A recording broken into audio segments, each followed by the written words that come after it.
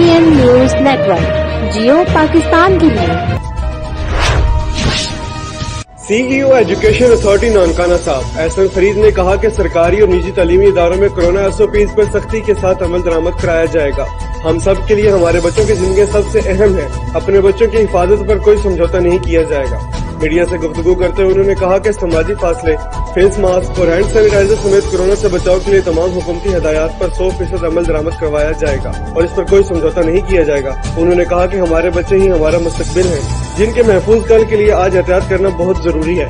उन्होंने तमाम सरकारी और निजी तालीमी इदारों के सरबराहान को हिदायत की है कि वो स्कूल खोलने से कबल कोरोना से बचाव के पेशगी इक़दाम मुकम्मल करें। देखें, कोविड-19 के हवाले से बुनियादी बात है, सबसे अहम है हमारे लिए हमारे बच्चे।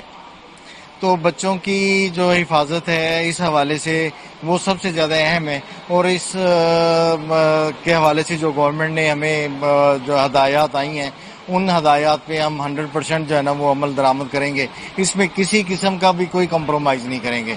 अपने बच्चों के लिए हम किसी किस्म का भी कोई कंप्रोमाइज़ करने के लिए तैयार नहीं हैं।